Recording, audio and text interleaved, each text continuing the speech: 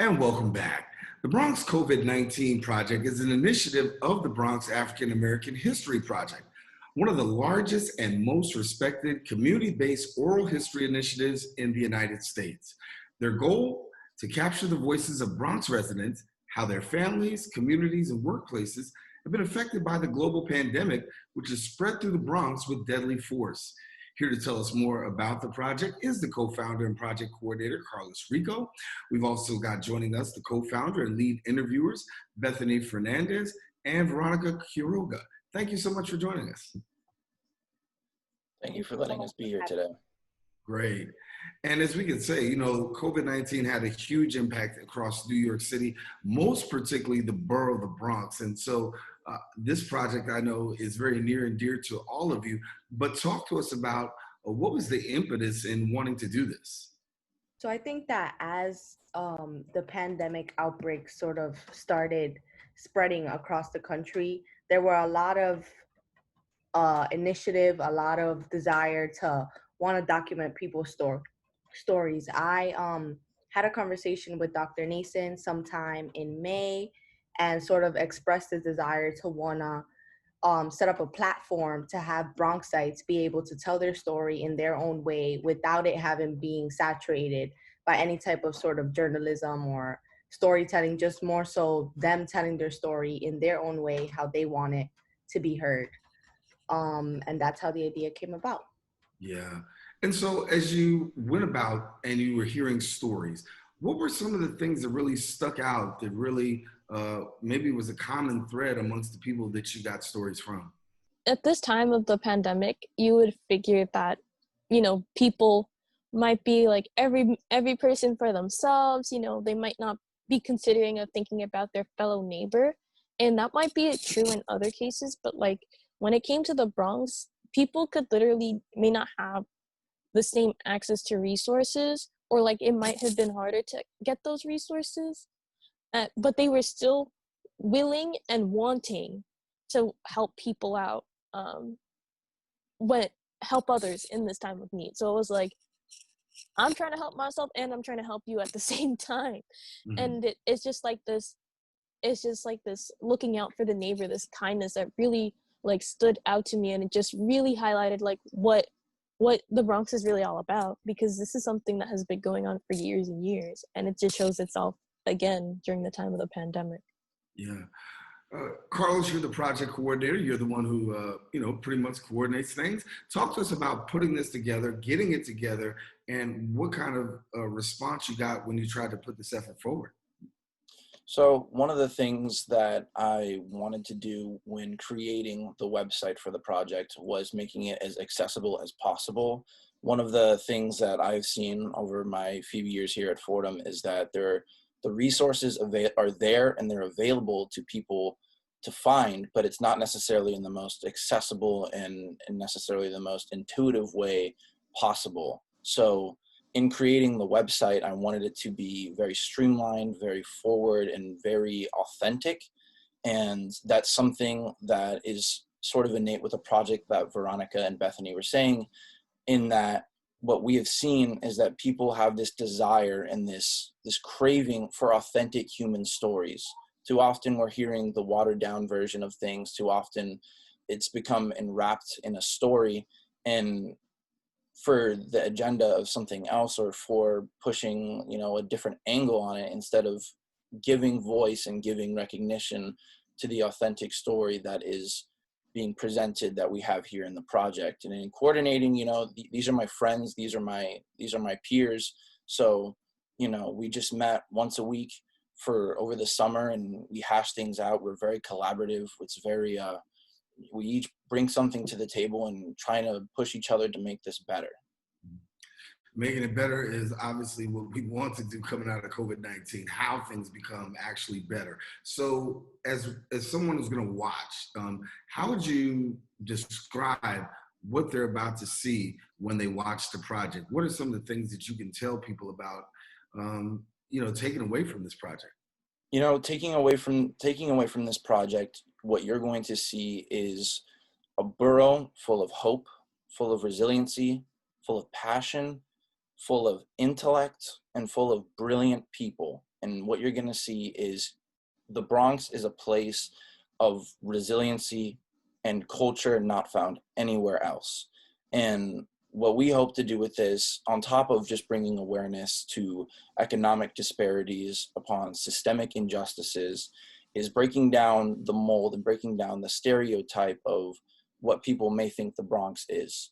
And so when you watch these interviews of business owners, students, essential workers, what you're going to see is resilience, hope, change, story of humanity, and the story of a great community.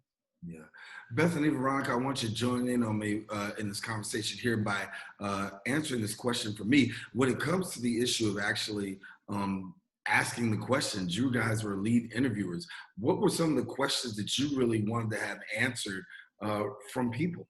Like I said earlier, we really wanted to get down to the nitty-gritty of everyone's individual story. So this, for us, meant that we weren't sort of set on a specific set of questions, although we did have a set of about 6 or 7 general questions that we tend to go over during each interview.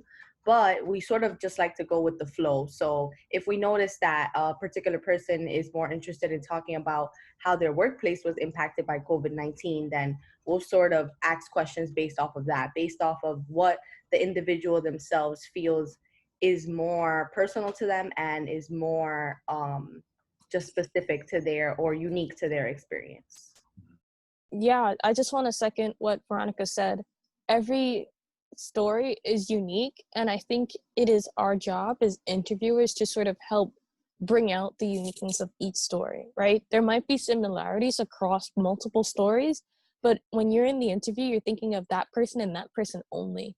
And so when I think of questions, I think of questions related to that person and, you know, how I sort of got to know that person and like what information I know already and how to like build up on that and bring forth the person's individual stories and like, you know, what, as Veronica said, what they want to talk about. And in your interviews, is there anything that like surprised you most? And Carlos, for you, I mean, watching, was there anything that in particular surprised you the most?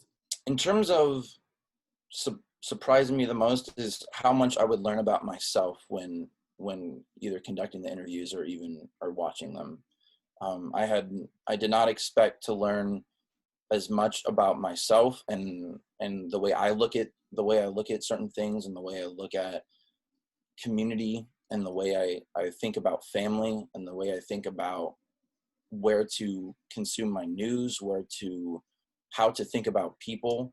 I think one of the biggest things that surprised me was that in throughout this entire process, I learned a lot about myself, along with a lot about the community that I like to call home.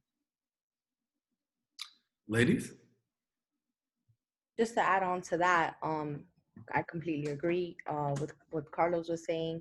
And then I also would like to add the fact that every Bronxite knows what's going on in terms of the fact that we live within a web of sort of complicated systemic issues, oppressions. Nobody's sort of under a cloud or behind the cloud in the sense that they're lost, you know? Everyone knows that we're experiencing one of the worst economic recessions. Everyone knows that we're in the middle of a health pandemic. So what surprises me most is what Bronxites are making out of this, you know? Rather than sort of glooming under the cloud or just sort of withdrawing, I noticed that almost, if not all of the people that we've interviewed have felt that this has made them want to push forward even harder, has made them sort of want to perfect their craft, whether that is storytelling, whether that's working with their nonprofit, whether that is being an artist, right? It's made them want to perfect that craft even more and just really tune in to that side of them that perhaps wasn't being as shaped or as honed into as they would have wanted to before this pandemic. So for me, it's the resilience, and it's what Bronxites are able to make out of nothing, literally. Right. Bethany, you get the final word. Your final thoughts. I just would like to reiterate everything that Carlos and Veronica said. I think it's quite surprising, like, how I didn't directly ask about some of the systemic and, like, the big systemic issues that do affect us when we're talking about the pandemic in the Bronx. But people that we interviewed were very, like, quick to, like, put a name to that. Like, they were saying these are issues that are going down. This isn't just something that happened yesterday. This is stuff that has been going on. And so, yeah, I found it surprising because, obviously I don't know how people are comfortable about talking about some of those topics, and you don't want to push it and say, like, hey, let's talk about this. And they're like, I don't kind of want to talk about that. Right. Right. But even without like pushing for it, people were willing to speak on it, to share their opinion, to tell you how they feel about it. And then you could just open up and have that conversation there. Yeah. Well, Carlos, Bethany, Veronica, thank you so much for being with us and sharing about the COVID-19 project. It's really much needed. I mean, I think we talk about the borough of the Bronx, a lot of stories, a lot of great people, and a lot of resilience. And so I know that's captured in your project, and we'll be able to see it and watch it and get a new perspective on the borough of the Bronx and some of its fine residents. Thank you so much for being with us. Absolutely. Thank you so much for having us on behalf of the BHP and the Bronx COVID-19 Oral History Project. Thanks. All righty. Well, listen, now for more information, you can visit their website. Their website is Bronx COVID-19 oralhistoryproject.com.